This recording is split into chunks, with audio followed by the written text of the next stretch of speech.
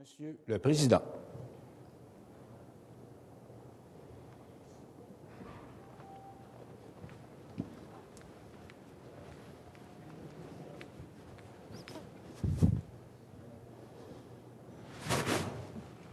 Lundi matin, veuillez vous asseoir, s'il vous plaît. Nous allons débuter par la rubrique déclaration des députés. Et la première, je cède la parole à Monsieur le député de Deux-Montagnes.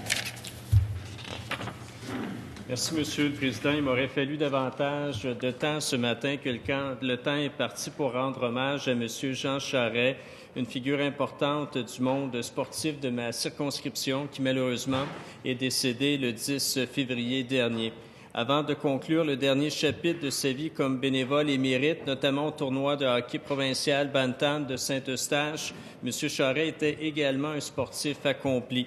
Comme le rappelait M. André Roy, un réputé journaliste de ma circonscription, Jean Charest a évolué avec le club juvénile 2A de Saint-Eustache où il s'est démarqué. Il est ensuite devenu entraîneur de hockey à l'Association du hockey mineur de Saint-Eustache avec les seigneurs d'Émile-Île de Junior 2A de Boisbriand également, de même qu'à la balle molle féminine. Au cœur du vieux Saint-Eustache, M. Charest a également été propriétaire d'une boutique d'équipements sportifs. J'offre à sa conjointe Suzanne, à ses enfants André, Claudia, Benoît et Luc, ainsi qu'à ses 4 petits-enfants, son frère et ses sœurs, mes plus sincères condoléances. Merci, Monsieur le ministre. Je cède maintenant la parole à Madame la députée de Hall. Merci, Madame. Merci, Monsieur le Président. Alors aujourd'hui, je souhaite souligner le 40e anniversaire du Salon du livre de l'Outaouais. Ce 3e salon en importance au Québec, c'est un peu comme un grand livre qui, fidèlement, depuis 4 décennies, nous offre 1001 belles histoires à entendre et des univers de connaissances à découvrir. Année après année, le SLO, comme on l'appelle affectueusement, attire en moyenne 35 000 visiteurs et visiteuses, reçoit des dizaines et des dizaines d'auteurs, plus de 400 maisons d'édition et propose près de 150 activités. Il importe aussi de souligner la formidable contribution des milliers de bénévoles, présidentes et présidents d'honneur, ainsi que membres du conseil d'administration qui s'y sont succédés depuis 40 ans. Sans eux, notre Salon du livre ne serait pas le grand événement littéraire qu'il est devenu. Alors, comme nous y invite le thème de cette 40e édition, du 28 février au 3 mars prochain, ose le SLO. Merci, Monsieur le Président. Merci, Madame la députée. Je cède la parole à Madame la députée d'Huntington. Monsieur le Président, je désire féliciter 2 jeunes de la relève du milieu agricole. À l'automne dernier, de la Fédération des agricultrices du Québec, Madame Josiane Carrière a reçu le titre de jeune agricultrice de l'année pour souligner son implication dans l'avancement de l'agriculture et dans la valorisation des femmes agricultrices. Madame Carrière est copropriétaire de la ferme Urdani Inc. et de Côtière Alpine située à Saint-Anicette. En outre, elle est très impliquée au sein de l'UPA Montérégie au Saint-Laurent. Également, à l'automne dernier, M. Yannick Guérin de l'entreprise Jardin A. Guérin de Saint-Patrice-de-Sherrington a reçu le prix de la relève horticole de l'Association des producteurs maraîchers du Québec. M. Guérin possède un baccalauréat en génie mécanique, a travaillé entre autres chez Bombardier Transport, où il se démarque par ses idées et sa ténacité. Ce n'est qu'en 2013 qu'il trouve enfin sa place au sein de l'entreprise agricole familiale. Je tiens à féliciter Mme Carrière et M. Guérin pour leurs prix respectifs. Merci pour la 4e déclaration. Je cède la parole à M. le député de Vimont. Merci, M. le Président. J'aimerais rendre hommage en cette Chambre aujourd'hui à M. Raymond Véronneau, un citoyen de la circonscription qui s'implique depuis des années dans la communauté. En effet, M. Véronneau est président de l'Association de la résidence des résidents de Vimont et depuis qu'il est en poste, les résidents de cette habitation n'ont pas le temps de s'ennuyer. Il se démène comme un acharné auprès de toutes les instances qui peuvent lui venir en aide afin de trouver toutes les solutions possibles à leurs difficultés. Tout ce qu'il entreprend est gage de succès. Les événements qu'il organise tout au long de l'année sont toujours un grand succès et les idées qu'il apporte aussi auprès des résidents apportent un vent de fraîcheur à la résidence. Il croit à ce qu'il fait et ses démarches et c'est simplement un passionné de tout ce qu'il entreprend. Malgré son temps chargé, il aime passer du temps avec les siens, sa fille Céline, son fils Éric et son petit-fils Raphaël. Merci beaucoup, M. Véronneau, pour tout ce que vous faites pour la communauté de Vimont. Merci beaucoup. Merci. J'essaie de mettre la parole à Mme la députée de Sanguinet. Merci, Monsieur le Président. En ce 20 février, l'Association pulmonaire du Québec emboîte le pas à la mobilisation du monde occidental pour combattre le cancer du poumon en tenant une journée de sensibilisation à l'Assemblée nationale. Les maladies pulmonaires constituent la deuxième plus grande cause de décès au Canada et le cancer du poumon est la forme de cancer la plus mortelle au pays. Chaque année, plus de 9 000 Québécois et Québécoises reçoivent ce diagnostic.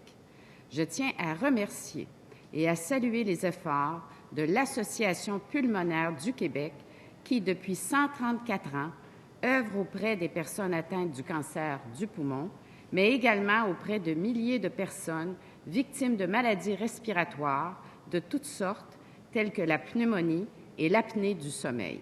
Merci, Monsieur le Président. Merci, Mme la députée. Je cède la parole à Mme la députée de Marie-Victorin. Merci, Monsieur le Président. Chaque année, en moyenne, à Longueuil, 125 adolescentes sont recrutées à des fins de prostitution par les gangs de rue.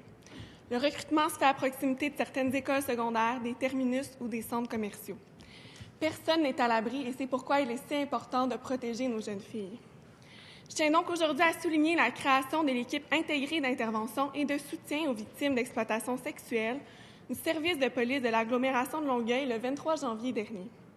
Cette équipe apportera un soutien personnalisé aux victimes en partenariat avec les intervenants du milieu.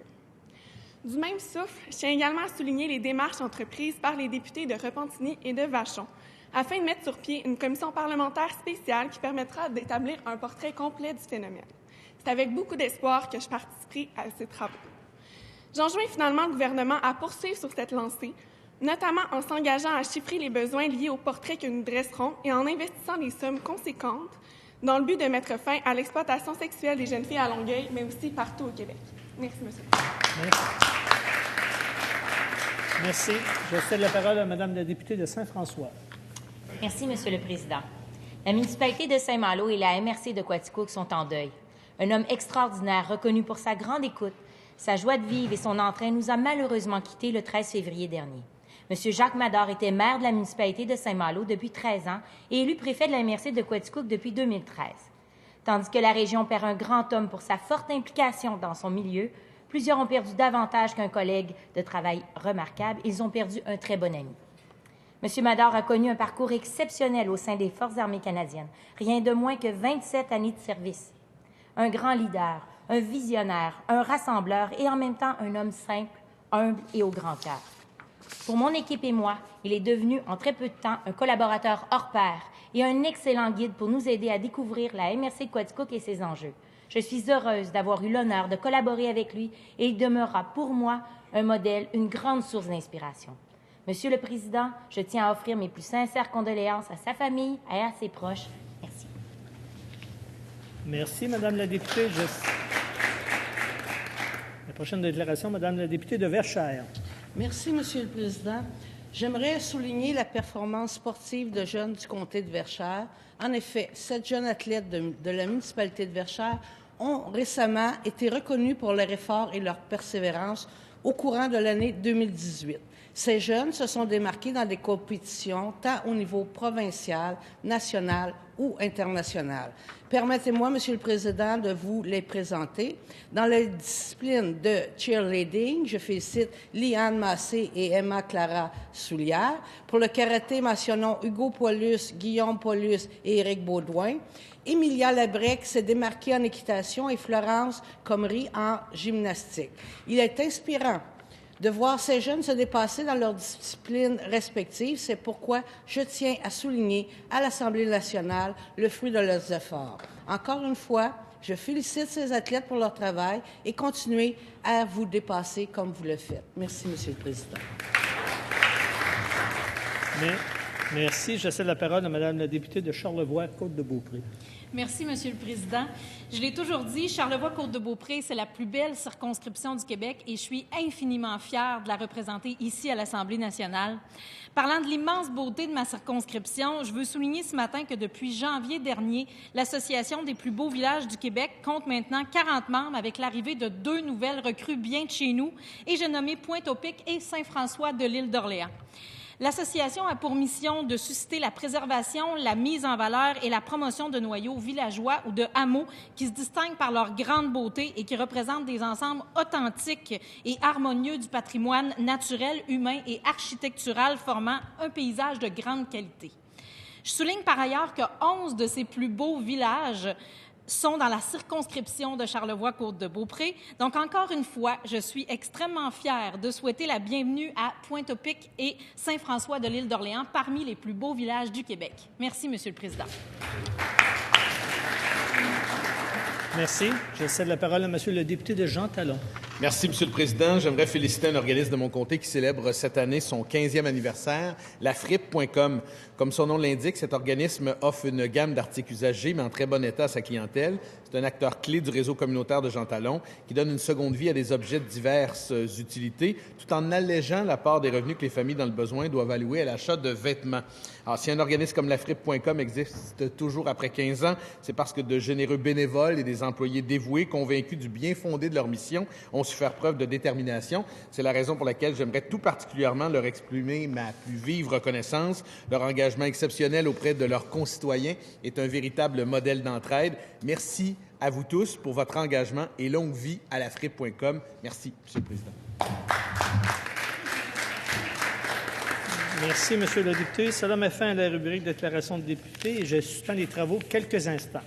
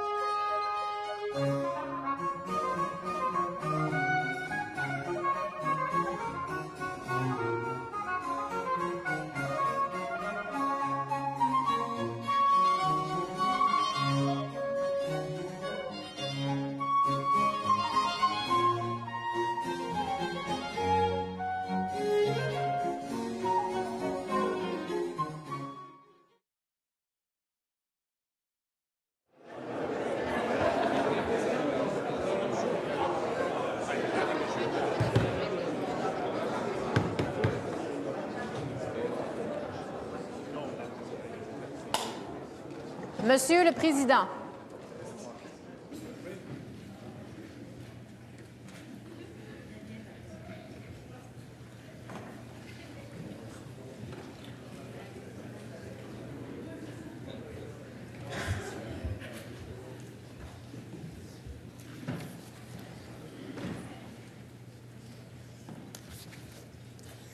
Mesdames, Messieurs les députés, bon mercredi. Nous allons nous recueillir quelques instants.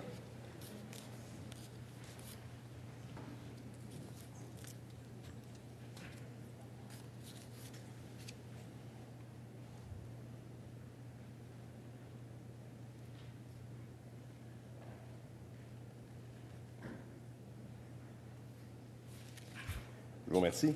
Veuillez vous asseoir.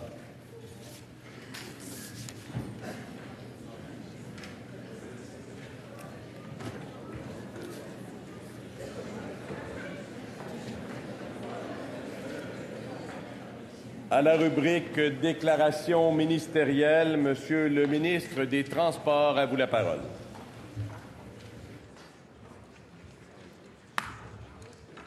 Monsieur le Président, voilà maintenant 4 mois que j'ai le privilège d'occuper le poste de ministre des Transports. Durant ces 4 mois seulement, nous avons dû prendre 4 décisions urgentes visant à régulariser certaines situations dans le domaine du taxi et du transport rémunéré des personnes. Avant même mon assermentation, le projet pilote concernant le transport rémunéré de personnes demandé exclusivement par application mobile, le projet pilote sous lequel Uber peut opérer, et maintenant EVA, venait à échéance le 14 octobre. L'ancien gouvernement n'avait pas pensé bon régulariser la situation avant l'élection. Une autre situation urgente fut de pérenniser le projet pilote favorisant les services de transport par taxi électrique, le projet pilote sous lequel Théo Taxi pouvait opérer. Nonobstant les problèmes financiers de l'entreprise, l'environnement légal avait été ignoré par l'ancien gouvernement et nous avons dû agir en urgence, sans quoi l'entreprise se retrouvait sans cadre réglementaire à la fin novembre. Ce n'est pas tout. Le projet pilote permettant à l'application mobile TaxiCoop de Québec d'opérer sans les barrières virtuelles des limites d'agglomération venait lui aussi à échéance. TaxiCoop aurait dû mettre un terme à cette nouvelle application si nous n'avions pas agi rapidement avant le 31 décembre dernier. Et que dire de l'entreprise québécoise de coopérative EVA, qui pendant des années se voyait refuser l'accès à son propre marché québécois par le gouvernement. Voilà un autre dossier que nous avons réglé durant les premières semaines du mandat. Monsieur le Président, tous ces exemples ont une chose en commun. Ils émanent tous de projets pilotes. Cette façon de gérer de l'ancien gouvernement était leur façon bien à eux de repousser les décisions importantes à plus tard. Bref, de ne pas régler les problèmes de cette industrie une fois pour toutes. Cette façon de faire a assez duré. L'incertitude qu'elle crée est dénoncée par l'ensemble des acteurs, autant l'industrie traditionnelle que les nouveaux joueurs. Au cours des dernières années, ma formation politique a plaidé à de multiples reprises pour la modernisation de l'industrie du transport rémunéré des personnes. Nous avons tenu le même discours durant la campagne électorale et je vous confirme aujourd'hui que nous remplirons notre engagement. J'ai donc l'intention, dans les prochaines semaines, de déposer un projet de loi qui jettera les bases de cette vaste modernisation. L'arrivée des nouveaux modes de transport a bouleversé l'industrie du taxi traditionnel qui fonctionnait selon une base législative et réglementaire qui date des années 70. Il est hors de question, pour moi, ou notre gouvernement, de chasser les nouvelles innovations du Québec sous prétexte qu'ils ne concordent pas avec nos vieilles lois. C'est à nous de faire en sorte d'adapter notre environnement tout en respectant les joueurs déjà présents. Notre gouvernement placera l'usager au cœur de sa réforme. Les citoyens sont en droit de pouvoir profiter de services compétitifs et accessibles. Malgré les différences qui existent dans ce milieu, certains éléments semblent faire consensus et seront au cœur des objectifs de la réflexion en cours. Mettre fin à la gestion par projet pilote et à l'incertitude, nous devons revoir l'ensemble du cadre législatif et réglementaire. 2. Rendre équitable l'industrie. Tout le monde doit jouer selon les mêmes règles. 3. Alléger le fardeau administratif, réglementaire et financier des entrepreneurs de cette industrie. 4. faciliter l'émergence des innovations permettant une amélioration marquée et constante du service aux citoyens. Et tenant compte de ces objectifs, j'invite les parties prenantes de l'industrie ainsi que mes collègues de cette Assemblée à entamer leur réflexion sur les meilleurs moyens à prendre afin d'arriver à la meilleure solution. Ce n'est pas un exercice facile, la solution parfaite n'existe probablement pas, mais il est de notre devoir de mettre fin à l'incertitude et à moderniser ce milieu une bonne fois pour toutes. Merci, Monsieur le Président.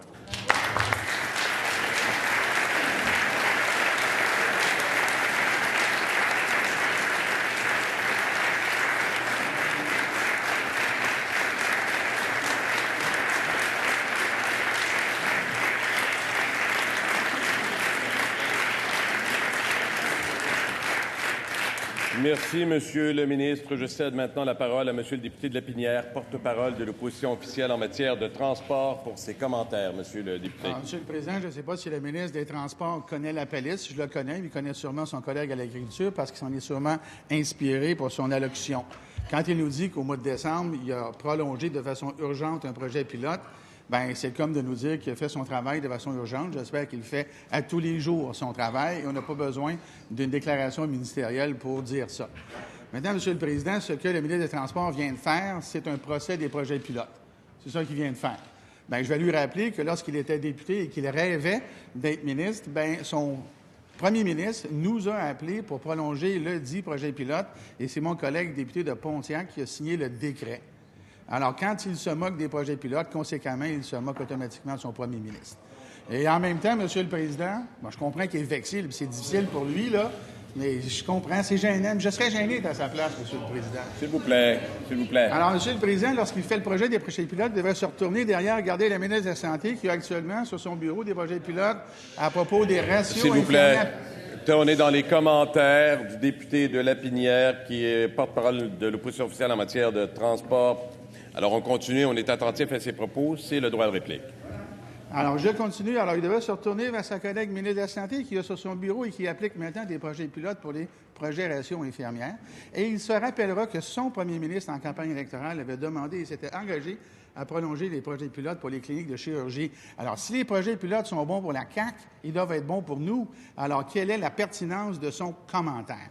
Ceci étant dit, Monsieur le Président, c'est clair que dans le merveilleux monde et complexe de l'industrie du transport, que ce soit le taxi ou le transport des personnes par les applications nouvelles, bien, c'est clair que c'est un sujet qui est complexe. Et c'est clair qu'il fallait s'y adresser. Et c'est tout à fait clair que nous l'avons fait de la bonne façon. Oui, ça passait par des projets pilotes. C'est vrai, mais les projets pilotes étaient demandés par le milieu, parce que le milieu voulait vivre une transition qui soit constructive, et c'est ce qui s'est passé. Et aujourd'hui, on arrive où? On arrive à une situation où vous-même, comme je viens de le dire, prolongez les projets pilotes. Vous le faites vous-même de façon urgente le matin au mois de décembre, 4 mois après avoir été élu. Wow, on est bien impressionnés de ça. Alors, c'est comme si aujourd'hui, vous faisiez une déclaration ministérielle sur « je mets du lait dans mon café le matin ». Franchement, là. Alors, monsieur le Président, là, c'est vraiment n'importe quoi. Mais il n'en reste pas moins, Monsieur le Président, que c'est un sujet qui est complexe, qui demande à ce qu'il y ait des ajustements qui soient adaptés. Le ministre a dit que pour lui, le député ministre a dit que pour lui, c'était un privilège d'être ministre. Bien, il y a un autre privilège quand on est ministre, c'est celui d'hériter du travail des autres, Monsieur le Président. Et lorsqu'il est arrivé en poste, le ministre des Transports, il avait sur son bureau un document qu'il a sûrement lu de façon urgente, qui était la mise à jour de la réglementation de ce milieu, qui était la suite logique des projets pilotes qui ont été mis en place. Document qui a été élaboré par mon collègue, le député de Pontiac, lorsqu'il était lui-même ministre des Transports. Ce qui fait, Monsieur le Président, qu'on connaît son projet de loi. On le connaît. On sait ce qu'il y a dedans parce que c'est le résultat de notre travail. Ça serait le fun que dans la déclaration ministérielle, ça soit dit, ça. Maintenant, Monsieur le Président, il y a une chose dont il n'a pas parlé, qui est celui de l'enjeu de tous les propriétaires de taxis qui seront évidemment impactés par une nouvelle refonte de la réglementation qui sera dans votre projet de loi. On sait, nous, ce qu'il faut faire. On a hâte de voir ce que vous allez faire, mais on est content d'avoir été votre inspiration. Alors aujourd'hui, pour ce qui est de votre litanie de reproches sur les projets pilotes, bien, on repassera, Monsieur le Président. Alors j'espère que vous allez encore faire d'autres déclarations ministérielles.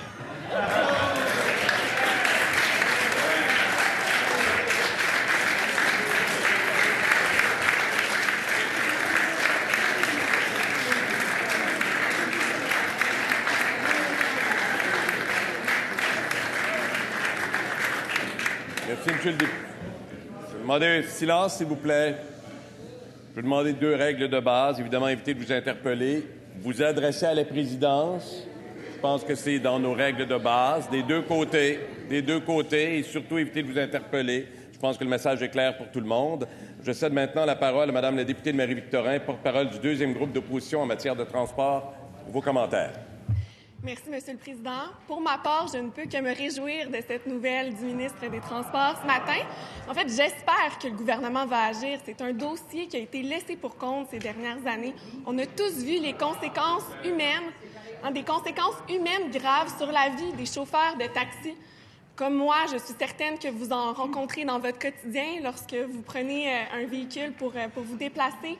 Personnellement, je suis aussi en contact avec les associations de chauffeurs de taxi de ma circonscription de Marie-Victorin à Longueuil. Je connais aussi beaucoup de chauffeurs de taxi. J'en ai rencontré lors du porte-à-porte que j'ai fait ces dernières années. Et c'est fou les histoires d'horreur qu'on a pu entendre. Les épargnes de retraite qui se sont envolées en fumée. Les gens qui ont dû réhypothéquer leur maison, tout ça en raison de la chute des valeurs des permis de taxi. Alors, j'espère que le ministre pensera à ces gens-là lorsque viendra le temps de déposer ces mesures législatives. Depuis que je suis porte-parole aussi en matière de transport, j'ai eu l'occasion de rencontrer des acteurs de l'industrie du taxi de partout au Québec et c'est clair qu'une action rapide était demandée. Donc, de notre côté, on est content de voir que le gouvernement aujourd'hui annonce qu'il annoncera éventuellement un projet de loi. On va attendre, bien sûr, les mesures concrètes, mais c'est clair que c'est un pas dans la bonne direction. Merci, M. le Président.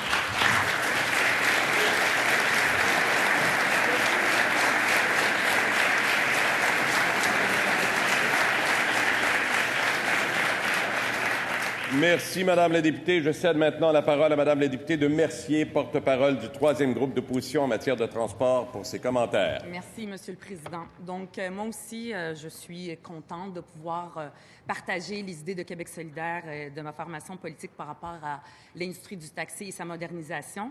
Puis, c'est un sujet sur lequel, à Québec solidaire, on a réfléchi pendant longtemps. Et c'est vrai que très tôt cet automne, l'automne passé, il a fallu qu'on intervienne rapidement pour Taxi Coop ici à Québec. En fait, le chaos que le ministre nomme dans sa déclaration ministérielle, en fait, elle provient de ce chaos-là, de l'infâme, il faut quand même utiliser les mots, projet de loi 100 qui a été adopté sous le bâillon par le gouvernement précédent. Et au lieu justement de réfléchir à moderniser l'industrie du taxi de façon intelligente, bien, le gouvernement précédent avait fait le choix de favoriser Uber par des projets pilotes à la pièce. Et c'est ce qui fait qu'aujourd'hui, on se retrouve dans cette situation. Parce que les principales victimes, ce sont... Oui, c'est vrai, dans votre modernisation, il va falloir mettre l'usager au cœur, mais il ne faut pas aussi oublier les victimes de souvent de cette modernisation-là, qui sont les travailleurs et chauffeurs du taxi du modèle traditionnel. Tout le monde, on en rencontre et j'ai souvent l'occasion aussi de discuter avec eux. Ils sont conscients qu'il va falloir qu'il y ait une modernisation de leur industrie. Ils sont conscients, ils savent que dans 15 ans, le transport des personnes ne se fera pas de la même façon qu'aujourd'hui. Il y a beaucoup de choses qui vont se faire qu'aujourd'hui, on n'arrive même pas à penser. Ça va arriver de notre vivant. Il va pour le transport des personnes, notamment des voitures qui vont être conduites de façon automatique sans même chauffeur. Ils sont conscients de ça. Donc, c'est très, très important qu'il y ait un plan de transition aussi pour ces personnes avec des montants d'argent pour pouvoir supporter ces gens, parce que souvent dans les révolutions, il y a toujours des laissés pour compte et on laisse toujours des carreaux, des gens, par exemple des travailleurs sur le carreau, il ne faut pas que ça arrive. Donc, que ce soit pour les propriétaires qui ont mis toute leur vie, qui ont mis beaucoup d'argent, qui se sont hypothéqués pour avoir ces permis de taxi, il ne faut vraiment surtout pas les oublier et c'est ce qu'on vous demande. Puis la modernisation aussi, on parle beaucoup de l'urgence environnementale. Bien, cette modernisation doit également en rendre compte. On parle de mobilité durable. Il faudrait voir cette modernisation comme une opportunité pour réduire les gaz à effet de serre, parce que souvent, on pense que parce que c'est des nouvelles technologies, parce que c'est des voitures électriques, parce qu'il y a des nouvelles technologies, que automatiquement, c'est bon pour l'environnement. Oui, seulement si on y réfléchit de manière intelligente et à l'avance, ce n'est pas un automatisme. Donc, il faut aussi être conscient de cet objectif environnemental.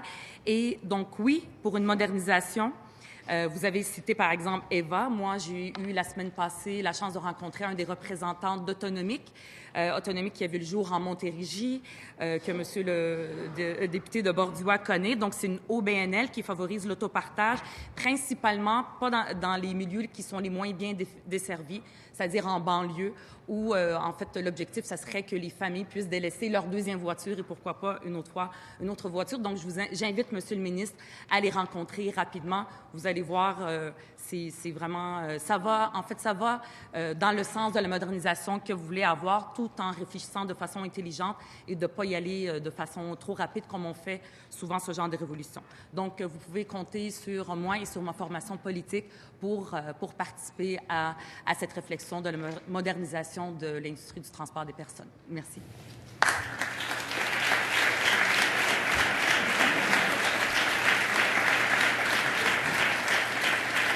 Merci, Madame la députée. Je cède maintenant la parole à Monsieur le ministre des Transports pour son droit de réplique. Je vous rappelle qu'on s'adresse à la présidence et on évite de s'interpeller. S'il vous plaît. S'il vous plaît. Je vous demande votre collaboration. Droit de réplique au ministre des Transports. Votre attention, s'il vous plaît. Monsieur le Président, j'ai fait cette déclaration ce matin dans un contexte de transparence. Pour moi, c'est de dire à l'industrie, aux joueurs, aux députés, je remercie la députée du Parti québécois, les députés de Québec solidaire pour leur ouverture. Vous savez, Monsieur le Président, le Parti libéral n'a pas eu le courage, dans les 4 dernières années, aucun courage de moderniser cette industrie. Elle a géré par projet pilote.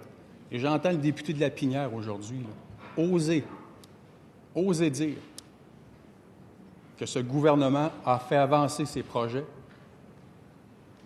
Je vais rester à voir le commentaire, Monsieur le Président, parce que je suis de ce côté-ci. On va rester poli.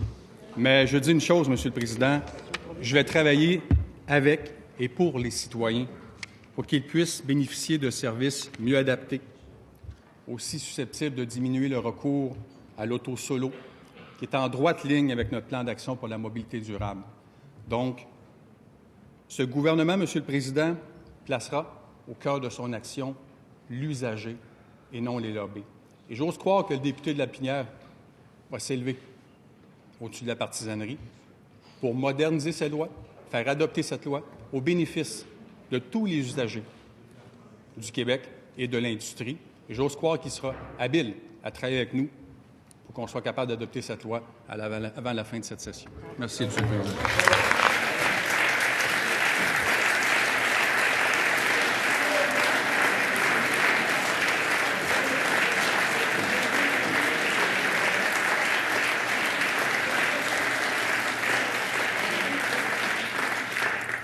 Merci, Monsieur le ministre. Aujourd'hui, il n'y a pas de présentation de projet de loi à la rubrique dépôt de documents. Monsieur le ministre de l'Énergie et des Ressources naturelles. Oui, Monsieur le Président, permettez-moi de déposer le rapport annuel 2018 d'Hydro-Québec. Merci, Monsieur le Président. Ce document est déposé. Pour ma part, je dépose un rapport d'étude produit par Élections Québec ayant pour titre « Partis politiques et protection des renseignements personnels, exposé de la situation québécoise, perspectives comparées et recommandations ». À la rubrique « Dépôt de rapport de commission », Monsieur le Président de la Commission des institutions et député de Richmond. Merci, Monsieur le Président. Je dépose le rapport de la Commission des institutions qui, les 12, 13, 14 et 19 février 2019, a tenu des auditions publiques dans le cadre de consultations particulières sur le projet de loi numéro 1. La loi modifiant les règles encadrant la nomination et la destitution du commissaire à la lutte contre la corruption, du directeur général de la Sûreté du Québec et du directeur des poursuites criminelles et pénales. Merci. Ce rapport est maintenant déposé. Il n'y a pas de dépôt de pétition, il n'y a pas de réponse orale aux pétitions ni d'intervention portant sur une violation de droits ou de privilèges. Nous en sommes maintenant à la période de questions et de réponses orales et je cède la parole au chef de l'opposition officielle. Monsieur le Président, chaque jour qui passe, des centaines de personnes qui auraient pu avoir une réponse du gouvernement se frappent plutôt à son entêtement. Chaque jour, 50 000 personnes entendent le premier ministre répéter la cassette de son ministre de l'Immigration. Une cassette qui, rappelons-le, va directement à l'encontre de son engagement de traiter les 18 000 dossiers selon les anciennes règles. En santé mentale, la députée de Marguerite Bourgeois a proposé une commission parlementaire transpartisane, mais la ministre de la Santé a tout simplement rejeté l'idée. Et lors des consultations sur le cannabis, l'avis des personnes présentes en commission n'intéressait tellement pas le gouvernement qu'il n'avait rien à leur demander. Monsieur le Président, ils ne savaient même plus quoi faire de leur temps de parole. Et lorsque le ministre délégué parle, enfin, il dit une chose et son contraire. Monsieur le Président, je vais encore aujourd'hui devoir vous citer le premier ministre en espérant qu'un jour il comprenne l'importance des mots à son discours inaugural. Il dit « Il ne suffit pas de décréter, il faut aller chercher l'adhésion du maximum de personnes. » En matière d'immigration, de santé mentale, de cannabis, est-ce que le premier ministre est prêt à écouter la population ou c'est sa vision et rien d'autre? Et comme on dit en anglais, est-ce que c'est « my way or the highway » ? Monsieur le Premier ministre. Monsieur le Président, l'approche du Parti libéral en matière d'immigration a été un échec. Je comprends que c'est difficile à avouer pour le chef de l'opposition officielle, mais quand on regarde les résultats, actuellement, chez les nouveaux arrivants, il y en a trop qui ne trouvent pas d'emploi. Il y en a qui arrêtent même de chercher. Il y en a qui quittent le Québec. Il y en a qui acceptent des emplois où ils sont surqualifiés, donc pas heureux dans leur nouvel emploi, qui ne répond pas aux qualifications de ces personnes-là. Nous, on fait le choix qu'à l'avenir, pour l'immigration économique, qui représente 60 de l'immigration au Québec, de prioriser la réponse aux besoins du marché du travail. Le ministre de l'Emploi est en train de faire un inventaire détaillé des emplois qui ne sont pas comblés actuellement. On va s'assurer de choisir parmi les 91 000 dossiers où il y a eu des déclarations d'intérêt, les personnes qui sont capables, demain matin, selon leur qualification, de remplir ces conditions, d'être capables d'accepter un emploi qui est à la hauteur de leur qualification. L'ancien système qui fonctionnait premier arrivé, premier servi, n'est pas le bon système pour bien répondre aux besoins du marché du travail. Donc, je ne sais pas là, comment il faut l'expliquer au Parti libéral. Même le Parti libéral avait mis en place le nouveau système ARIMA. Donc, c'est un peu... Ben oui.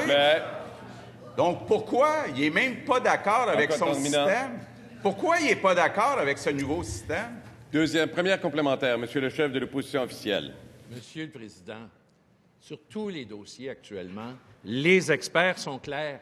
80 groupes ont appuyé, par exemple, une commission parlementaire sur la santé mentale. Les experts sont clairs, il ne faut pas augmenter l'âge légal et envoyer nos jeunes vers le crime organisé. Le plus éminent expert en commotion cérébrale est clair, l'initiative du député de Marquette pour protéger nos jeunes doit voir le jour. Qu'est-ce que le premier ministre a à dire aux experts qui trouvent, eux, que le gouvernement fait fausse route? Monsieur le Premier ministre. Monsieur le Président, le gouvernement fait le choix de protéger les jeunes. Les jeunes qui consomment du cannabis développent, dans un pourcentage inquiétant, des problèmes de santé mentale. Donc, ce qu'on dit aux jeunes, là, c'est consommez pas de cannabis avant l'âge de 21 ans, idéalement avant l'âge de 25 ans. Et dans les lieux publics, on dit c'est pas vrai qu'on va exposer des enfants à la fumée du cannabis pour protéger les enfants. C'est ça notre objectif, puis j'en suis très fier. Deuxième complémentaire, Monsieur le chef de l'opposition officielle. Monsieur le Président, le premier ministre ne peut pas se comporter comme s'il était encore le chef de la deuxième opposition.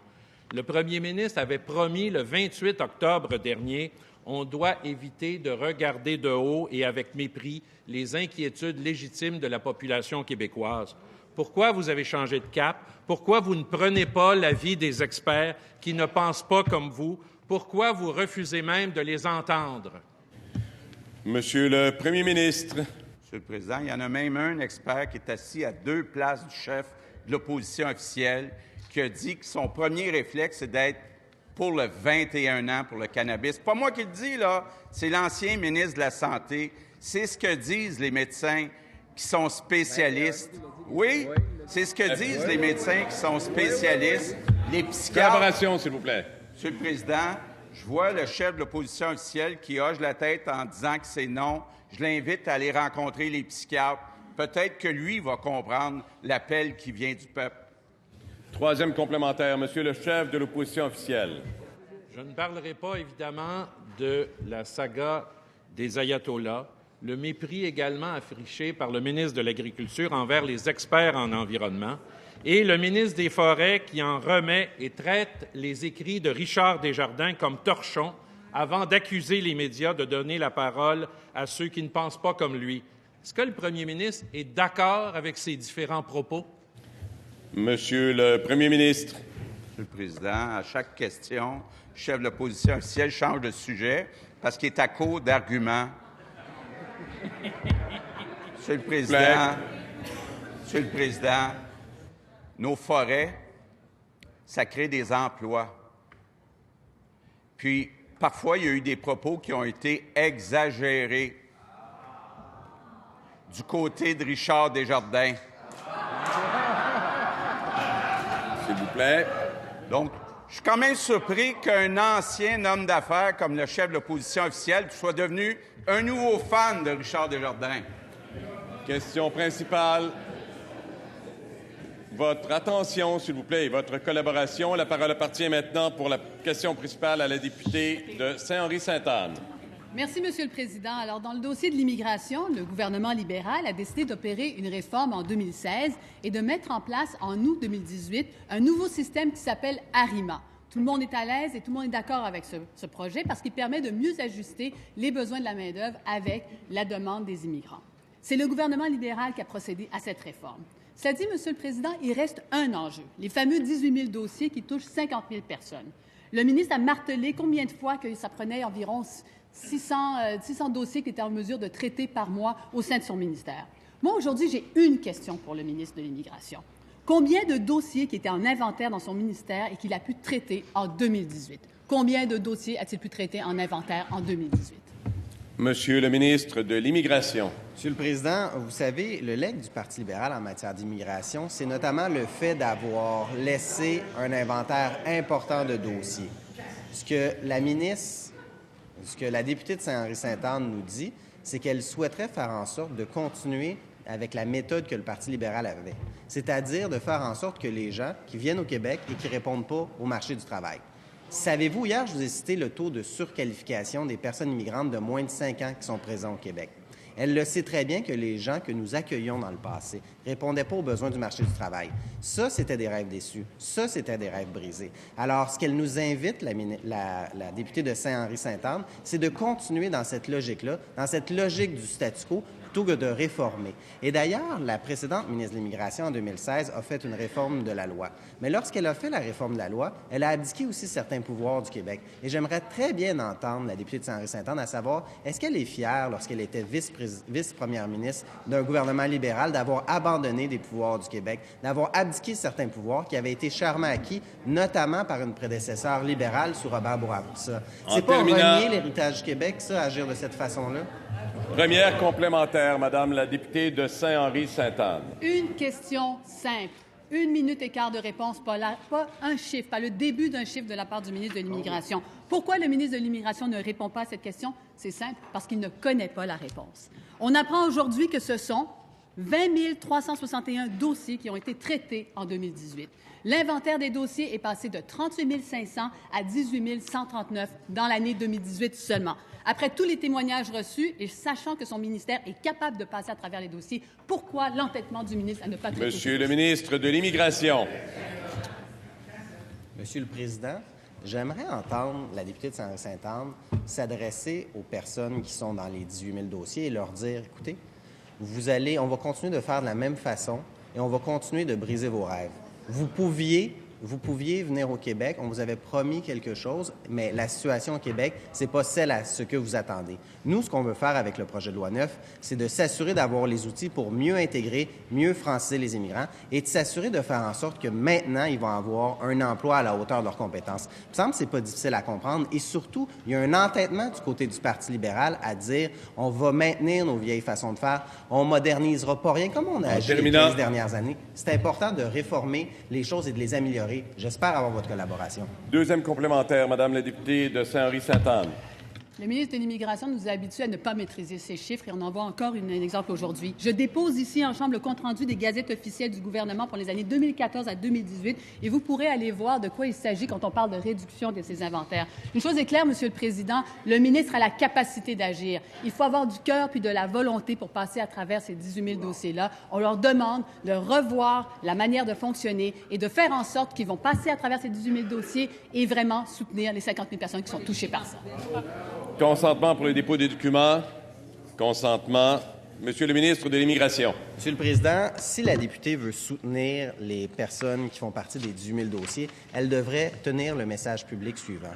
Déposez votre dossier dans Arima. Elle a vanté le système Arima. Elle devrait les inviter à déposer le dossier. Parce qu'au Québec, on va inviter les gens à venir au Québec qui correspondent au marché du travail, qui vont pouvoir avoir un emploi à la hauteur de leurs compétences, qui vont pouvoir faire vivre leur famille lorsqu'ils vont choisir de venir au Québec. Plutôt que de tenir un discours de peur, plutôt que de désinformer les personnes qui ont des dossiers, elle devrait inviter tous les candidats qui sont sur le territoire québécois à appliquer au programme d'expérience québécoise parce qu'ils les ont mal renseignés. Elle devrait inviter les gens qui sont sur le territoire québécois et ceux qui sont à l'étranger à appliquer dans le programme Arima pour qu'on puisse traiter leur dossier. J'invite la députée à s'élever et Question à dire... principale. Madame la députée de Maurice-Richard. Merci, Monsieur le Président. Permettez-moi d'abord de saluer les gens qui sont avec nous aujourd'hui dans les tribunes et qui sont venus d'aussi loin que l'Abitibi, dans l'espoir que le ministre de l'Environnement annonce aujourd'hui la tenue d'un BAP pour le projet de la mine de lithium qui est près de la source potable de l'Esquerre. L'an dernier, Monsieur le Président, la ministre de l'Environnement sous notre gouvernement, ma collègue de Verdun, avait annoncé qu'elle soumettrait le projet à l'évaluation du BAP. Les collègues du ministre, la députée d'Abitibi-Ouest et le ministre responsable de la région de l'Abitibi-Témiscamingue disent que la protection de l'Esquerre est une priorité et qu'un BAP est nécessaire. Même le premier ministre en campagne électorale disait « Je pense que l'Esquerre et la compagnie ESCA sont des fleurons. Je comprends les gens d'être inquiets et si c'est nécessaire d'avoir un BAP, il y en aura un. » Alors, Monsieur le Président, la population locale craint les risques de contamination de l'empilement de plus de 80 millions de tonnes de déchets miniers. Est-ce que le ministre va continuer de faire la sourde oreille ou peut-il profiter de l'occasion pour faire la seule chose qui s'impose dans ce dossier, soumettre le dossier? Monsieur le ministre de l'Environnement. Monsieur le Président, merci à la collègue pour la question. C'est un enjeu important, effectivement. C'est un sujet qui suscite tantôt de l'espoir, tantôt chez d'autres des inquiétudes, des appréhensions. Et c'est la raison pour laquelle, depuis ma nomination, j'ai eu l'occasion de rencontrer toutes les parties prenantes impliquées dans le dossier. Autant celles et ceux qui voient ce projet-là comme un projet prometteur, autant celles et ceux qui ont des craintes au niveau environnemental. Tout à l'heure, le chef de l'opposition officielle a fait référence aux professionnels du ministère de l'Environnement. Nous en sommes là au niveau de l'évaluation, c'est-à-dire la collecte de données se poursuit et ce sont ces mêmes fonctionnaires que nous appuyons, dont nous reconnaissons le professionnalisme, qui se chargent des dernières étapes de validation de l'information. Je peux rassurer les gens qui sont dans les tribunes avec nous. Nous avons jusqu'à la fin mars pour trancher la question et normalement, nous aurons la possibilité d'y répondre avant, peut-être dans les prochains jours, les prochaines semaines. Cependant, nous allons respecter la procédure d'évaluation qui, normalement, devrait susciter l'adhésion de chacun et de chacune ici dans cette Chambre. Première complémentaire, Madame la députée de Maurice-Richard. Monsieur le Président, ça fait plusieurs questions que je pose dans cette Chambre. Je commence sérieusement à me demander si la protection de l'eau et plus largement la protection des écosystèmes est un dossier qui intéresse le gouvernement. Dans le dossier de l'Esquerre, c'est pas très compliqué. Là. On parle d'une mine de lithium de près d'1 kilomètre d'eau, de long, près d'un cours d'eau. Donc, moi, ce que j'aimerais savoir, c'est est-ce que le ministre peut nous expliquer à quoi lui et sa prédécesseur réfléchissent depuis 126 jours? Monsieur le ministre de l'Environnement. La collègue me demande ce qu'elle aimerait savoir. Je suis aussi curieux de savoir de son côté pourquoi elle ne fait pas confiance à l'expertise du ministère de l'Environnement qui actuellement complète ses analyses. Au cours des derniers jours, on a eu l'occasion d'adopter des motions réitérant cette confiance-là. À travers les déclarations, on a eu l'occasion de réaffirmer toute l'expertise qui se retrouve dans le ministère. Donc, la procédure d'évaluation, elle est très, très claire. Nous avons jusqu'à la fin mars pour la compléter. C'est peut-être la bonne nouvelle que je peux confirmer cet après-midi, ce matin. Nous allons respecter cet échéancier-là et la décision qui sera prise, elle sera prise de façon à ce qu'un cadre prévisible soit déterminé au Québec. Deuxième complémentaire, Madame la députée de Maurice Richard.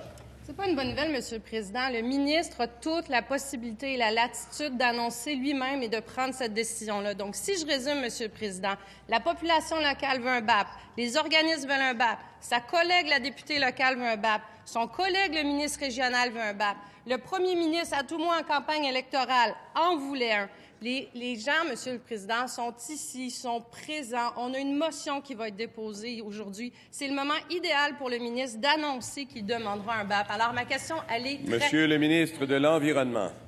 C'est bien gentil. La collègue fait référence à mes collègues que je consulte régulièrement sur cet enjeu, que ce soit ma collègue d'Abitibi-Est, mon collègue d'Abitibi-Est, ma collègue d'Abitibi-Ouest, le collègue aux ressources naturelles.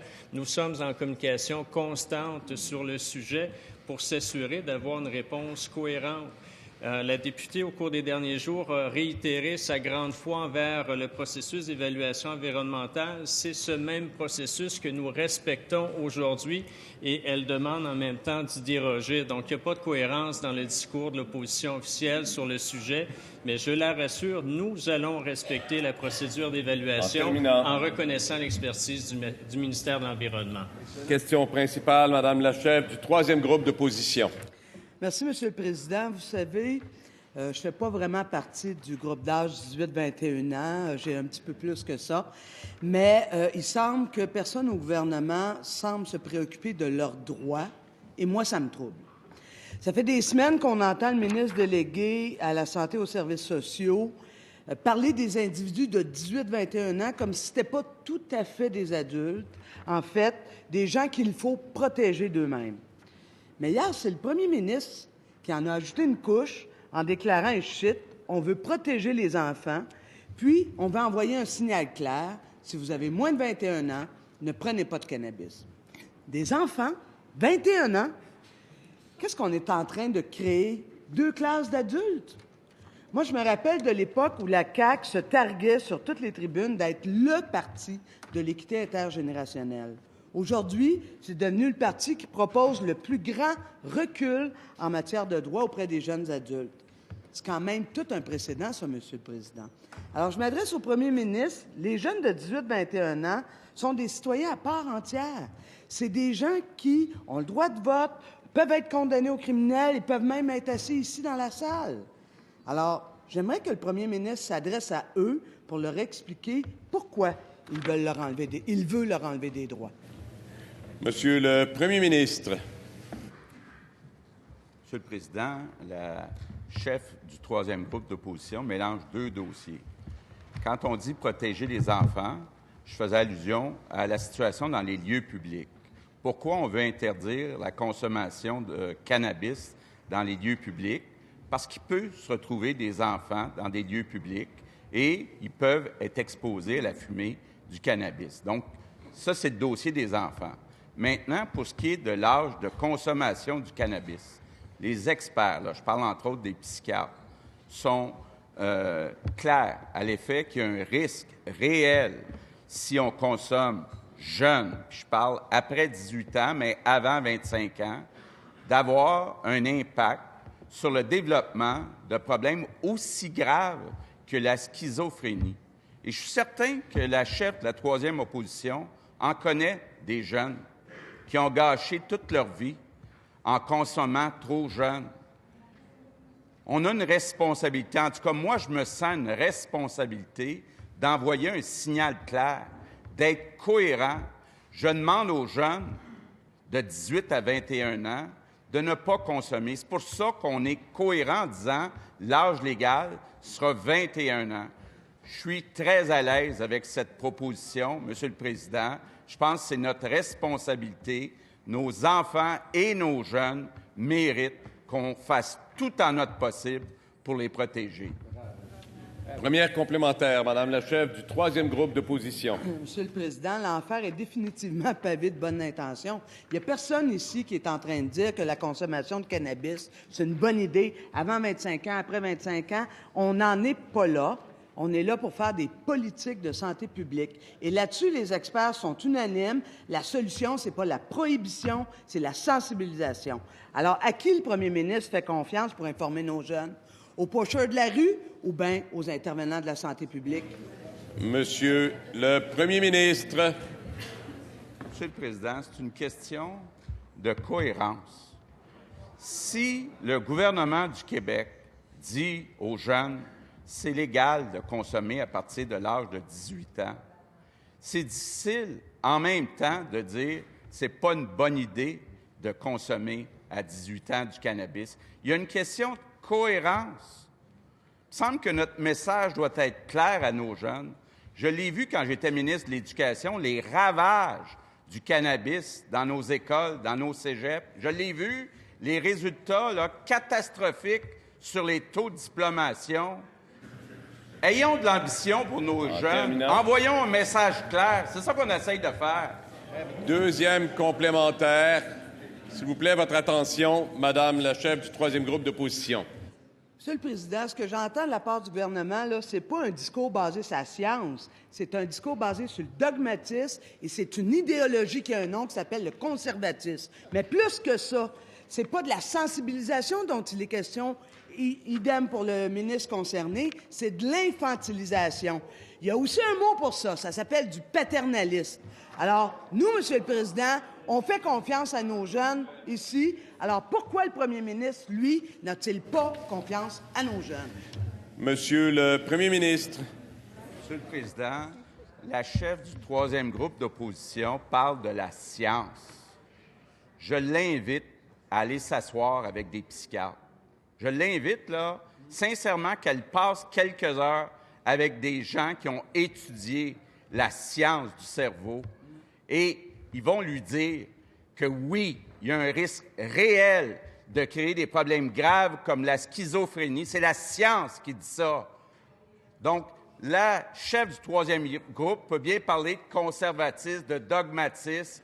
Nous, ce qu'on veut, là, c'est le bien de nos jeunes selon la science. Question principale, Monsieur le député de Rimouski. Monsieur le Président, le dernier rapport de l'Institut du Québec sur le marché du travail nous a révélé un constat inquiétant. En 2018, le nombre d'emplois à temps plein a crû de 55 000 à Montréal, alors qu'il s'est produit l'inverse dans les régions du Québec, une perte de 55 000 emplois. Sur 3 ans, c'est plus de 85 % de la création de l'emploi qui s'est faite uniquement dans la métropole. Selon l'Institut, le vieillissement de la population dans nos régions deviendra le principal frein à la croissance de l'emploi au Québec. Un taux de chômage plus faible s'explique de plus en plus par l'effet du vieillissement de la population. C'est urgent d'agir pour combler les besoins de main-d'œuvre en région et d'y créer de l'emploi. En campagne, la CAQ avait promis de relocaliser 5 000 employés de l'État vers les régions, tout en promettant en même temps de couper 5 000 postes. Ce n'était pas très logique. Nous proposons de décentraliser des ministères, la pêche, la faune, les mines, la forêt, l'agriculture, pour créer de l'emploi en région, pour que les ressources naturelles de nos régions servent à créer de l'emploi chez nous. Qu'est-ce que le gouvernement entend faire avec cette proposition? Monsieur le ministre de l'Emploi. Merci à mon collègue pour la question.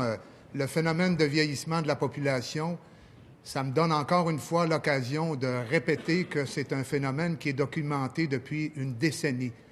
Ce phénomène-là a évidemment comme conséquence principale de réduire le nombre de personnes qui sont dans la tranche de 15 à 64 ans, donc en état de travailler, et c'est ce qui explique le phénomène de pénurie de main-d'œuvre.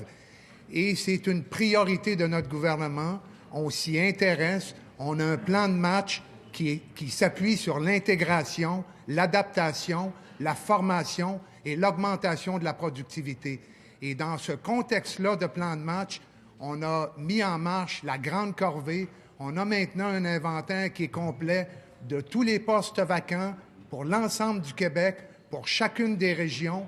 On est en mesure d'identifier les besoins et on a communiqué à ce jour avec près de 200 entreprises au Québec pour voir quels étaient leurs besoins, établir avec elles un plan d'action et les accompagner dans leurs défis de recrutement. Première complémentaire, M. le député de Rimouski. Je parlais de 5 000 employés de l'État. Si quelqu'un a trouvé une réponse, il viendra m'expliquer. L'Institut propose aussi d'aider, de faire des incitatifs pour les travailleurs de 60 ans et plus pour qu'ils réintègrent le marché du travail. Actuellement, la fiscalité démotive. Le Parti québécois en a proposé des mesures, permettre aux travailleurs de 65 ans et plus de cesser de cotiser au régime de rente, permettre le report de la rente de retraite jusqu'à 75 ans, faire en sorte que les aînés soient représentés à la Commission des partenaires du marché du travail. Est-ce que le gouvernement est prêt à appliquer ces mesures? Monsieur le ministre des Finances. Merci. Dans le cadre du processus budgétaire, nous avons tenu des consultations. Nous avons entendu plus d'une centaine de groupes directement. Nous avons également déposé tous les mémoires sur le site du ministère et plusieurs groupes ont discuté de ce point qui est très important. Et nous sommes dans le processus de décision qui va nous amener vers le budget et nous aurons en temps et lieu l'occasion de divulguer à l'ensemble de la population du Québec les décisions que nous prenons pour adresser cette question. Deuxième complémentaire, M. le député de Rimouski. Pour le développement de nos villages, le gouvernement de Bernard Landry avait déposé une première politique de la ruralité qui avait été saluée par tous, notamment de l'OCDE. Le premier gouvernement libéral avait poursuivi avec cette politique. Le deuxième gouvernement libéral l'a aboli. Est-ce que le gouvernement actuel de la CAQ est prêt à remettre en route cette politique de la ruralité pour sauver nos villages et aider au développement de notre ruralité au Québec? Monsieur le Président du Conseil du Trésor. Alors, merci, Monsieur le Président. Je veux profiter de la question du député pour parler un peu des régions parce que je pense que c'est important. En tant que responsable de l'administration gouvernementale, j'ai reçu le mandat très clair de regarder au cours des prochains mois comment nous pourrions avoir avec les régions, avec nos différents ministères, plus d'impact sur nos régions. Et si je fais le lien avec la transformation numérique dont j'ai parlé un petit peu plus tôt, on aura les outils pour que ces gens-là en région puissent faire l'interface plus facile, plus efficace avec nos citoyens. Alors, exactement comme mon collègue vient de répondre, au cours du budget, vous aurez des nouvelles sur les développements que nous voulons faire en région pour être capable d'avoir plus de fonctionnaires qui font la bonne chose en région. Merci. Question principale, Monsieur le député de Laval-des-Rapides. Monsieur le Président, aujourd'hui, nous apprenions qu'une directive a été adressée à tous les agents de la Fonde. On leur demande de ne pas appliquer l'article 9 de la loi sur l'immatriculation des armes à feu. Essentiellement, on leur dit de ne pas effectuer les contrôles des armes, malgré qu'ils aient le pouvoir de demander à quiconque le numéro d'immatriculation d'une arme. On leur demande aussi de ne pas vérifier la conformité des armes. Essentiellement, on leur dit le registre des armes à feu, ce n'est pas important. Cette directive émanant du ministre des Forêts, Faunes et Parcs est très surprenante. Rappelons-nous que le 29 janvier dernier, la ministre de la Sécurité publique a affirmé la chose suivante. Tous ceux qui n'auront pas immatriculé leurs armes s'exposent à des sanctions dès demain. On a une ministre qui nous promet une application du registre et voilà que son collègue, juste derrière elle, va à l'encontre de cette même application. Pourquoi le ministre refuse-t-il d'appliquer ces dispositions, Monsieur le Président? Question. Consentement pour le dépôt du document. Consentement. Madame la ministre de la Sécurité publique. Merci, Monsieur le Président. Bien, je dois dire, encore une fois, aujourd'hui, je suis assez surprise de voir le Parti libéral se lever sur cette question-là parce que cette loi-là a été adoptée par le Parti libéral et c'est donc le Parti libéral, à l'époque au gouvernement, qui avait la responsabilité de ficeler et d'attacher tous les éléments de cette loi-là. Or, hier, on s'apercevait, par l'entremise de la note qui a été diffusée, dont on a tous pris connaissance en même temps, je présume, dans les médias, on s'apercevait que les choses n'avaient pas été ficelées entre le ministère de la Sécurité publique et le ministère de Forêts, Faunes et Parcs. Alors, encore une fois, c'est une forme de négligence de la part du précédent gouvernement de ne pas avoir clarifié, cette situation-là, notamment auprès des agents de protection de la faune, de sorte que depuis 24 heures, nos deux ministères, à mon collègue de Forêts, Faunes et Parcs et le mien, sont en discussion serrée pour voir de quelle façon est-ce qu'on peut s'assurer que les agents de quelle de quelle façon est-ce qu'on peut s'assurer que les agents de protection de la faune disposent effectivement des moyens nécessaires pour effectuer le mandat qu'on leur a pourtant dévolu dans la loi sur l'immatriculation des armes à feu à l'article 9. Alors, on est en train de corriger la situation, Monsieur le Président. Première complémentaire, Monsieur le député de Laval des Rapides. Monsieur le Président, je pose une question au ministre. La ministre de la Sécurité publique nous répète la réponse d'hier. Ma question est destinée au ministre des Fonds, Parcs et Forêts. Le 28 janvier dernier, c'était très clair pour la ministre de la Sécurité publique. La loi commence à minuit ce soir. Alors, je passe le message à tous les détenteurs d'armes sans restriction au Québec. Enregistrez-vous, la loi va s'appliquer à partir de demain. Il faut dire que son collègue ne l'a pas entendu parce que, justement, il n'a pas entendu ce message-là. Aujourd'hui, la question va au ministre. Est-ce que la CAQ parle de la main droite? Est-ce qu'elle se parle aussi à la main gauche, Monsieur le Président? Monsieur le ministre de la Forêt, des Faunes et des Parcs. Monsieur le Président, premièrement, ce qui est intéressant de mentionner, c'est que souvent on se fait accuser qu'on ne s'occupe pas des lanceurs d'alerte. Et je félicite l'individu qui a envoyé cette missive parce que, oui, il y a une situation particulière. Il y a des outils qui ne sont pas bien ficelés dans cette loi-là, qui ne permettent pas présentement aux agents de la faune de pouvoir faire le travail correctement. La journée que ces outils-là seront mis en état, et ça, vous devez le savoir parce que c'est vous qui l'avez préparé, cette loi-là. Donc, la journée que ces outils-là vont être mis en état, on sera en mesure d'avoir une loi qui soit compétente et applicable, justement, et c'est ce qu'on a découvert, qu'il y avait des problématiques techniques. Deuxième complémentaire, Monsieur le député de Laval des Rapides. Monsieur le Président, aujourd'hui, le gouvernement dit clairement à la population que le registre allait s'appliquer. Ce qu'on entend aujourd'hui, c'est exactement l'inverse. C'est très inquiétant de voir que lorsque la ministre de la Sécurité publique envoie une directive, même ses collègues caquistes s'en moquent royalement et l'ignorent totalement. Est-ce que le ministre des Fonds, Parcs et Forêts va être mis ou pas et va-t-il envoyer une nouvelle directive dans son réseau pour que la loi soit appliquée partout au Québec? Madame la ministre de la Sécurité publique, s'il vous plaît. Oui, Monsieur le Président. Encore une fois, c'est totalement incohérent de la part du Parti libéral de se lever aujourd'hui et de déplorer le fait qu'une loi qu'ils ont fait adopter a été mal attachée. Qu'est-ce que vous voulez qu'on dise de plus, Monsieur le Président? Vous aviez juste à faire en sorte que le ministère de la Faune et Parcs parle au ministère de la Sécurité publique avant l'entrée en vigueur du registre le 29 janvier dernier. Nous, on s'emploie à corriger cette situation-là et je vais vous dire, un des problèmes qu'ont les agents de protection de la faune pour être capables d'accomplir le mandat qu'on leur a dévolu dans la loi, c'est entre autres l'accès à Internet, l'accès aux télécommunications. Et qui a négligé de brancher les régions depuis 2003 alors que Jean Charest le promettait à l'époque? Vous-même. Alors que ce soit sur le plan de la couverture Internet ou de la loi sur les armes à feu, je me garderai une petite gêne. Question principale, s'il vous plaît. On vous demande un peu de collaboration. Je ne sais pas, il y a peut-être encore de la neige dans l'air ou une fébrilité. Est-ce qu'on peut avoir votre attention au profit de la députée qui est appelée à poser sa question principale, la députée de Rouyn-Noranda, Témiscamingue? Merci, Monsieur le Président. La compagnie minière Sayona continue de prétendre qu'elle n'a pas à soumettre son projet de minotier au BAP. Aujourd'hui, une coalition citoyenne provenant de l'Abitibi-Témiscamingue est venue à l'Assemblée nationale pour soutenir qu'une consultation du BAP est incontournable sur ce projet à haut risque environnemental. Je rappelle au ministre de l'Environnement que la demande d'un BAP fait consensus dans ma région. Les deux députés de l'Abitibi de sa propre formation politique, 2 ex-députés, 2 anciens ministres de l'Environnement, je ne ferai pas la liste, c'est trop long. Le ministre est bien préoccupé par la rentabilité de l'entreprise, ça on le sait.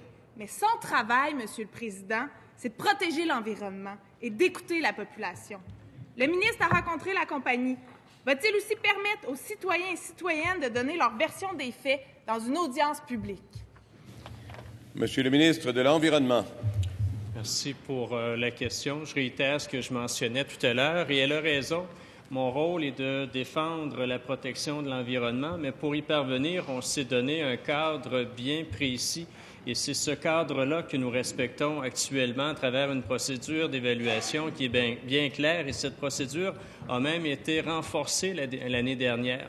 Pour celles et ceux qui sont un petit peu moins familiers avec le dossier, par le passé, pour avoir un BAP automatiquement pour un projet minier, on devait avoir une extraction de plus de 7 000 tonnes par jour.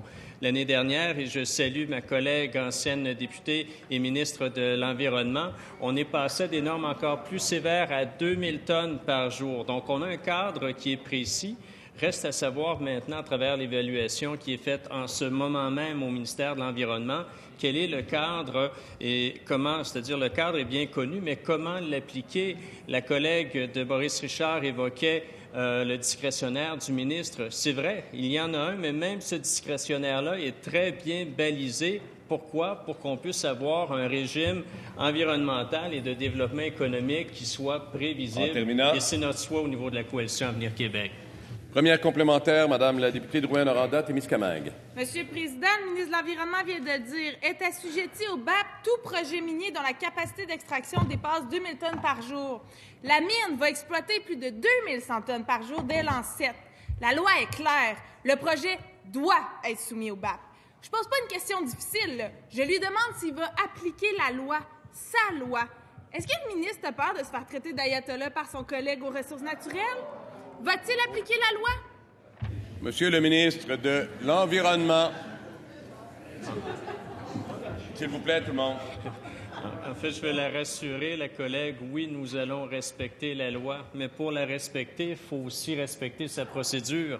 Et c'est les étapes auxquelles nous sommes confrontés à ce moment-ci. Tout à l'heure, j'ai eu le plaisir d'aller saluer les gens qui sont dans les tribunes et je leur ai mentionné, pour pas qu'il y ait de surprise ou de déception, il y a une motion qui sera déposée dans quelques instants. Nous allons voter contre la motion, non pas que nous présumons du résultat ou quelle sera notre décision, mais on veut avoir les bons éléments pour prendre la bonne décision au bon moment. Donc, aux gens de l'Abitibi qui sont avec nous aujourd'hui, j'ai eu l'occasion de les rassurer sur notre volonté de respecter de façon stricte l'esprit de la loi et de sa réglementation. Deuxième complémentaire, et la parole appartient toujours à la députée de Rouyn-Noranda-Témiscamingue. Quelle réponse décevante. Pourtant, c'est si simple. La loi est claire, la communauté touchée est unanime, ils sont ici aujourd'hui. Est-ce qu'on est une région ressource à ce point-là, au point où l'eau potable passe après les profits d'une multinationale australienne, au point où notre qualité de vie et la qualité de notre environnement passent après le désir de la CAQ de faire plaisir aux entreprises minières? Monsieur le ministre de l'Environnement. Je suis d'accord sur un point avec la collègue, c'est que la loi, elle est claire. Donc, respectons-la, respectons cette loi-là. La semaine dernière, il y a des motions qui ont été discutées, des propos qui ont été échangés sur le professionnalisme qui est facilement décelable au ministère de l'Environnement, propos naturellement que je cautionne. Effectivement, c'est un ministère composé d'une fonction publique excessivement compétente et professionnelle. Si la députée était d'accord avec ses propos de la semaine dernière, qu'elle soit cohérente aujourd'hui. Reconnaissons cette expertise, reconnaissons ce professionnalisme et la décision arrivera au bon moment et en respect de la loi. Question principale, Monsieur le député de Chomédé. Merci, Monsieur le Président. On me sollicite régulièrement pour porter à l'attention de l'Assemblée nationale de multiples cas qui méritent qu'on s'y attarde sérieusement. Aujourd'hui, ma question concerne la Société de l'assurance automobile du Québec. Suite à un appel d'offres dans l'Outaouais pour des contrats de mandataires en vérification mécanique, les représentants de la SAC ont été informés en novembre dernier qu'il y avait de sérieuses allégations de fraude au dossier. Plutôt que d'ordonner une enquête ou de référer le citoyen à la Sûreté du Québec, les représentants de la SAC ont recommandé aux citoyens de s'adresser aux tribunaux civils. Une demande d'injonction fut faite et le 31 janvier, le tribunal interdisait à la SAC de conclure le contrat tel qu'elle entendait le faire. Maintenant que la SAC doit refaire ses devoirs et retourner en appel d'offres, est-ce que le ministre pourrait nous confirmer que le cabinet ne ferme pas les yeux sur un signalement bonne et due forme, que les citoyens ne sont pas dans l'obligation de procéder eux-mêmes à des enquêtes et qu'ils ont d'autres options que de se tourner vers les tribunaux pour dénoncer des malversations? Monsieur le ministre des Transports. Monsieur le Président, notre cabinet ou notre ministère prend au sérieux toute forme de malversation.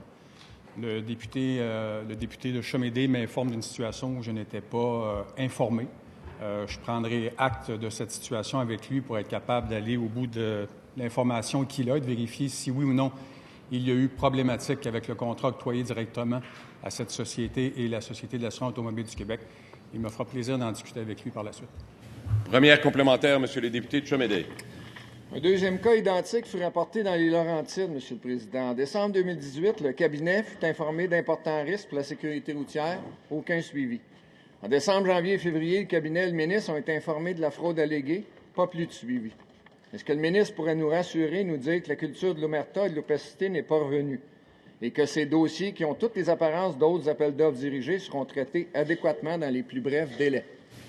Monsieur le ministre des Transports. Je réponds au député, Monsieur le Président, que jamais, notre cabinet ou ce ministère ne fermera les yeux sur une situation ou des situations de malversation.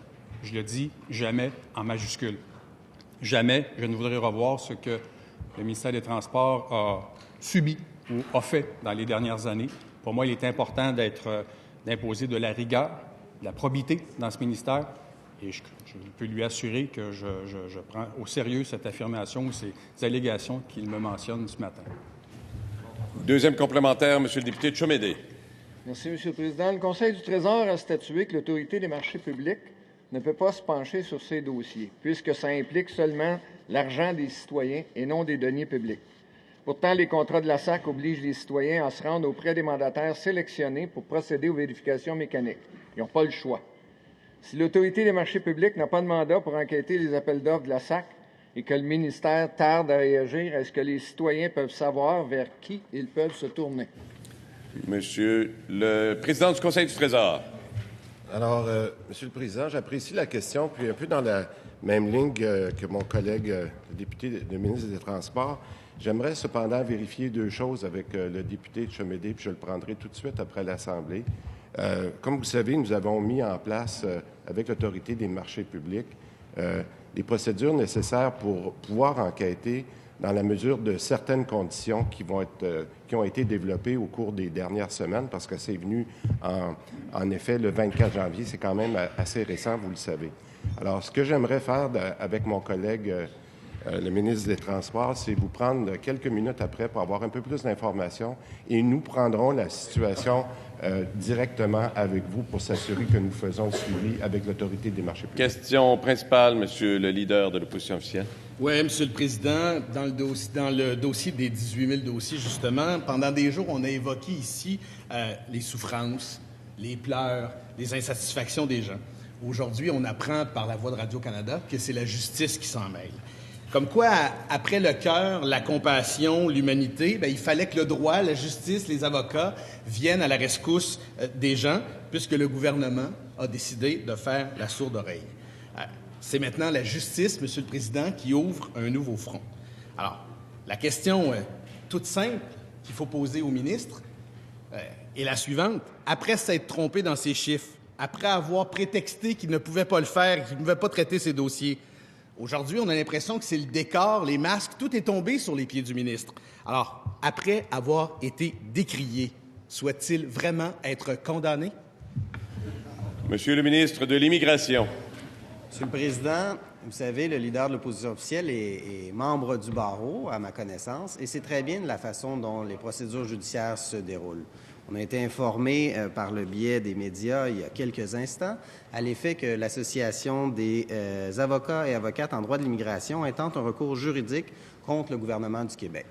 J'espère que le leader de l'opposition officielle est au fait et qu'il aussi respecte notre institution à l'effet que le travail du Parlement doit suivre son cours. Et il ne doit pas y avoir d'intervention judiciaire dans le cadre des travaux du Parlement du Québec. Est-il d'accord avec le fait que l'Assemblée nationale ici, que les commissions parlementaires sont souveraines pour adopter les différents projets de loi? Et est-il d'accord avec le fait qu'une procédure judiciaire à ce stade-ci, suite au dépôt d'un projet de loi, qui n'a pas été étudié, où l'adoption de principe n'a pas eu lieu, qu'il n'y a pas eu d'études détaillées et qui n'a pas été sanctionné, c'est saugrenu comme procédure et comme façon de faire. Est-ce qu'il respecte nos institutions? Est-ce qu'il respecte la volonté des Québécois? Est-ce qu'il respecte la démocratie? Est-il Première complémentaire, Monsieur le leader de l'opposition officielle. Oui, Monsieur le Président, jusqu'à maintenant, le ministre qui s'est trompé, le ministre qui a dit une chose et son contraire, le ministre qui a accusé l'ancien gouvernement d'être responsable des maux que subissent les gens qui sont dans ces 18 000 dossiers. Se rappelle-t-il que la procédure le vise lui et ses actions? Se souvient-il que cette procédure, vraisemblablement, s'attaque à une de ses décisions, Monsieur le Président, qui est de ne pas traiter ces 18 000 dossiers? C'est de ça dont il est question. Pas du projet de loi, pas de l'étude article par article, pas des consultations. Monsieur le ministre de l'Immigration. Monsieur le Président, est-ce que le leader de l'opposition officielle refuse que l'Assemblée nationale tienne ses travaux? Est-ce qu'il refuse que le projet de loi soit étudié? Est-ce que c'est ça le message que j'entends de sa part? Parce que si c'est ça, on va fermer l'Assemblée nationale puis on va laisser les cours de justice décider tout à la place des législateurs, à la place des députés qui ont été démocratiquement élus. Et je réitère, Monsieur le Président, ce qu'on fait avec le projet de loi 9, c'est de faire en sorte de mieux accompagner les immigrants, de mieux les franciser et d'assurer un parcours d'intégration réussi pour chaque personne qui choisit le Québec. Est-il satisfait du bilan libéral en matière d'immigration? Est-il satisfait des rêves brisés qui ont eu lieu au cours des 15 dernières années, des taux de surqualification des immigrants qui n'occupent pas un emploi à la hauteur de leurs compétences? Je serais gêné à leur place. Deuxième complémentaire, Monsieur le leader de l'opposition officielle. Oui, Monsieur le Président, on a fait la démonstration encore ce matin qu'il est possible de traiter ces dossiers dans un délai raisonnable. Nous avons fait la démonstration au cours des dernières semaines, Monsieur le Président, qu'il est possible de traiter les dossiers et d'étudier le projet de loi du ministre et du gouvernement en même temps. On lui a parlé de cœur, on lui a parlé d'humanité. Maintenant, on lui parle de justice. Et ce qu'il répond, Monsieur le Président, c'est que cette institution est souveraine. Monsieur le Président, on lui demande qu'une chose. Va-t-il traiter les 18 000 dossiers, ne pas engager des fonds publics et les fonds privés des gens qui sont touchés par ces dossiers? Monsieur le ministre de l'Immigration. Monsieur le Président, le Parti libéral a laissé s'accumuler un inventaire de dossiers durant les 15 dernières années. À partir du moment où ils sont arrivés au pouvoir en 2003, il y avait un inventaire et ils n'ont pas réglé cette question-là. Ils ont laissé les personnes immigrantes dans leur pays d'origine durant des années. Nous, ce qu'on propose avec le nouveau système, c'est de faire en sorte que les gens n'attendent plus durant des années et de faire en sorte qu'ils puissent venir au Québec beaucoup plus rapidement, qu'ils puissent se franciser, qu'ils puissent s'intégrer, qu'ils puissent participer pleinement à la société québécoise. Est-ce que le leader de l'opposition est en désaccord avec la volonté du gouvernement de mieux arrimer les besoins du marché du travail avec les réalités des personnes immigrantes? Est-il contre le fait de mieux faire les choses au Québec, d'améliorer le système d'immigration? Honnêtement, il faudrait faire en sorte de se brancher du côté du Parti libéral parce que les critiques que vous faites, elles ne sont pas fondées. Merci. Cela met fin à la période de questions et de réponses orales.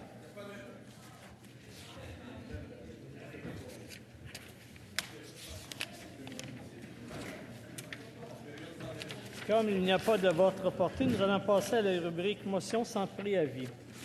En fonction de nos règles et de l'ordre de présentation des motions sans préavis, je reconnais maintenant un membre du troisième groupe d'opposition, Madame la députée de Rouyn-Noranda-Témiscamingue. Monsieur le Président, avant de déclamer ma motion, j'aimerais prendre le temps de saluer les gens de l'Abitibi-Témiscamingue qui se sont déplacés jusqu'à Québec aujourd'hui et avec qui on a travaillé la motion. Je demande le consentement de la Chambre pour débattre de la motion suivante, conjointement avec la députée de Maurice-Richard, le député de Jonquière et le député de Chemédé. Que l'Assemblée nationale demande au gouvernement de tenir une évaluation environnementale et des consultations publiques par le Bureau d'audience publique sur l'environnement du Québec concernant le projet minier hôtier de la compagnie australienne Sayona Mining. Merci. Est-ce qu'il y a consentement pour débattre de cette motion? Alors, pas de consentement puisque l'analyse du projet n'est pas terminée. Pas de commentaire, s'il vous plaît, Monsieur le leader adjoint. Maintenant, nous sommes rendus à un membre du groupe formant le gouvernement. Monsieur le ministre de la Famille, des Services de garde éducatifs à l'enfance. Monsieur le Président, je demande le consentement pour déposer la motion suivante conjointement avec la députée de Sherbrooke et le député de Chemédé. Que l'Assemblée nationale appuie le gouvernement dans son désir de continuer à développer les services de garde éducatifs à l'enfance dont font partie les CPE, les garderies et les milieux familiaux. Que l'Assemblée nationale reconnaisse le rôle que jouent les services éducatifs à la petite enfance pour donner une chance égale à nos enfants et leur permettre de développer leur plein potentiel.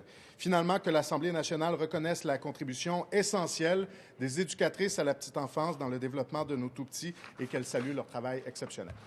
Merci. Est-ce que...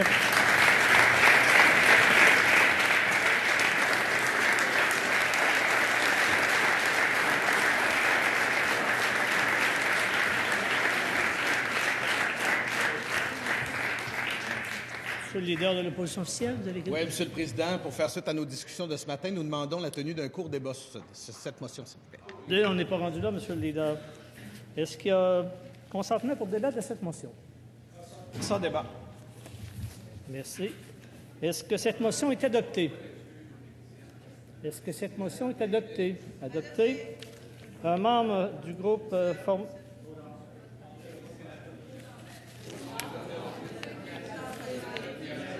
trop tard. Monsieur le leader, il est trop tard pour le vote par appel nominal. Le vote a déjà été réalisé. S'il vous plaît. Maintenant, je reconnais un membre du groupe formant l'opposition officielle, Monsieur le député de Pontiac. Oui, merci, Monsieur le Président. Je sollicite le consentement de l'Assemblée afin de présenter la motion suivante conjointement avec la ministre de la Santé et des Services sociaux, le député de Jonquière, le député de Jean-Lesage et le député de Chamédé. Que l'Assemblée nationale souligne que le zona est une maladie grave qui affectera environ une personne sur 3 au cours de leur vie. Qu'elle rappelle que le Comité sur l'immunisation du Québec a recommandé la mise en place d'un programme public de vaccination contre cette maladie. Qu'elle demande au gouvernement d'appliquer les recommandations du Comité et de mettre en place un programme dans les meilleurs délais. Merci, M. le Président. Merci. Est-ce qu'il y a consentement pour débattre de cette motion?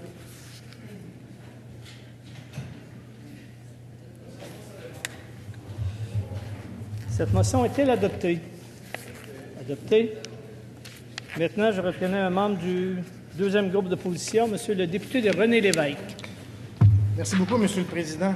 Donc, je sollicite le consentement des membres de cette Assemblée afin de présenter, conjointement avec le député de Rosemont, la motion suivante, que l'Assemblée nationale constate l'échec du gouvernement fédéral en matière de lutte à l'évasion fiscale, qu'elle déplore l'inefficacité de l'Agence du revenu du Canada qui a récupéré seulement 9 millions de 12 Canadiens ou entreprises canadiennes parmi les 900 identifiés dans les Panama Papers, malgré un investissement de 1 milliard de fonds publics pour lutter contre l'évasion fiscale, qu'elle exige immédiatement des mesures du gouvernement fédéral pour changer cette culture du laisser-aller et de la sous-performance, et qu'elle réitère la capacité de la compétence du Québec en matière de lutte à l'évasion fiscale et à l'évitement fiscal.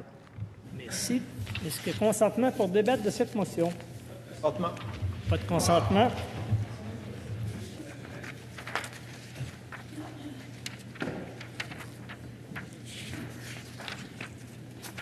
Maintenant, nous sommes rendus à la rubrique « Avis touchant les travaux des commissions ». Monsieur le leader du gouvernement. Oui, alors, Monsieur le Président, j'avise cette Assemblée que la Commission de la Santé et des Services sociaux poursuivra les consultations particulières du projet de loi numéro 2. La loi restera l'encadrement du cannabis aujourd'hui après les affaires courantes pour une durée d'1h30 de 15h à 17h30 et à la salle Hippolyte-Louis Lafontaine.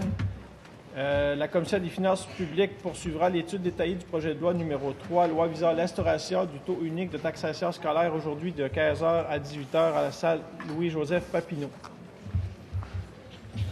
Merci. À la rubrique renseignements sur les travaux de l'Assemblée, Monsieur le leader de l'opposition officielle. Oui, Monsieur le Président, très rapidement, je voulais m'informer parce que dans le cadre du projet de loi 9 là, qui sera débattu, qui sera en consultation particulière demain, j'entends et je comprends, Monsieur le Président, qu'il y a 2 plages horaires qui sont disponibles. Je veux connaître les intentions du gouvernement. Est-ce que le leader du gouvernement ou le leader adjoint peut nous informer? A-t-il l'intention de combler ces plages qui sont disponibles demain pour que les députés puissent faire leur travail en consultation particulière? Merci. Monsieur le leader du gouvernement. Officiel sait que nous sommes en discussion. Nous continuerons de discuter à savoir si c'est possible de remplacer certains groupes. D'ailleurs, nous avons eu des échanges relativement à un groupe qui a été demandé par le Parti libéral du Québec, à savoir le Protecteur du citoyen. Donc, on va poursuivre nos échanges ensemble comme on le fait toujours. Merci. Je vous informe que la motion du leader du gouvernement, qui avait été inscrite au feuilleton du 14 février 2019 en vertu de l'article 146 du règlement, a été retirée à sa demande. La période des affaires courantes étant terminée, nous allons maintenant passer aux affaires du jour. Monsieur le leader du gouvernement. Président, je demanderais que je passe ça de quelques minutes, le temps que le délai de 30 minutes se fasse pour les séances de débat de faciès. Monsieur le leader adjoint, il n'y a pas de débat de fin de séance le mercredi. Donc, je vous redonne la parole. Oui, alors, Monsieur le Président, étant donné que nous avons rien à l'agenda pour ce matin, je demande de suspendre nos travaux jusqu'à 15 heures. Merci, Monsieur le leader adjoint. Donc, les travaux sont suspendus jusqu'à 15 heures.